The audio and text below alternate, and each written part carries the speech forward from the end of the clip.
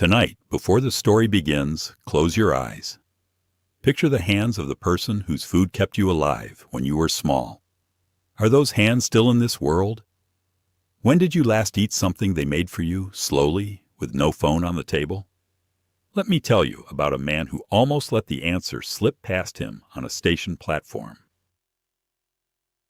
A small regional station, 2 hours from Tokyo on an ordinary winter Tuesday. Honey gold lamps glow along an almost empty platform. A local train has just pulled away, leaving a single man standing with his briefcase. The next express does not depart for 40 more minutes. Above the roof, the indigo sky deepens, and lights come on in the houses climbing the hillside beyond. The man is in his early 40s. His navy suit is creased from the day's meetings. His tie is loosened, his shoulders square in the way of someone who has been carrying a number on his back for a long time. His mother lives one stop down the local line, in the house where he grew up. He has not gone to see her in almost 2 years. He told himself this morning he might.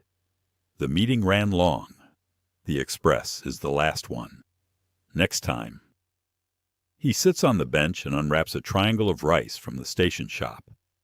Cold rice, factory salt, pink fish paste inside. He eats it in 3 bites without looking. He is scrolling messages while he chews, deadlines, a request from his director, a school fee reminder from his wife. He does not taste the rice.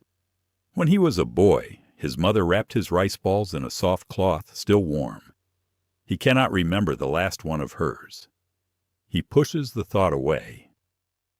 To pass the 40 minutes, he walks down a narrow shopping street where paper lanterns have just been lit. Most shutters are already closed. At the end of the street, where the road turns up the hill, a low stone wall opens onto a small temple gate, a single lantern glowing beyond. He passed this gate 100 times as a boy on his bicycle, on his way somewhere louder.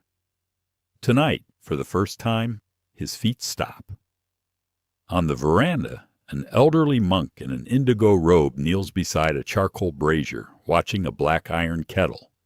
He looks up at the sound of polished shoes on the stone, unsurprised. He simply tips his head and lifts the kettle, as if to ask. 40 minutes, he says quietly. Just enough time for 1 cup. The man wants to refuse, to explain about the train. Instead, somehow, he steps up, sets his briefcase down, and sits. The old monk pours hot water into a small clay cup and hands it across with both palms. The man takes it the same way, surprised by his own hands remembering this. They sit without speaking. Steam climbs into the lamplight. Then the old monk asks, gently, looking at the steam, "Your mother, what did she put inside her rice balls?" The man almost laughs. Such a small question. He opens his mouth to answer easily and finds his voice will not come. He swallows. "Pickled plum," he says at last. "Salted salmon. Bonito with soy. The plums came from a tree behind our house. She wrapped them in a soft cloth so they would still be warm at lunchtime." He stops. He hears his own voice from a long way off. He tries to remember the last rice ball she made him. He cannot. He cannot remember the year. He cannot remember the season. He has been saying next time for so long that he has stopped counting how many have passed. The old monk is quiet for a long moment. Then he speaks low. "My own mother passed 20 winters ago. I can still taste the rice balls she made me on the day I left for the temple. While she was alive, I ate them quickly. I had places to be." He turns and looks at the man directly. "You still have a station," he says, "on the other side of these tracks. The local train runs for another hour."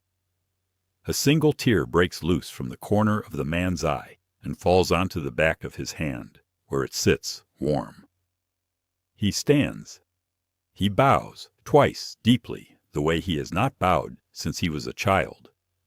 He walks back into the station and stops at the platform sign. "To Tokyo, on the right." to the town where she still lives, on the left. He crosses the bridge. He takes out his phone, not to scroll, but to call ahead, so she will have time to put on her good cardigan.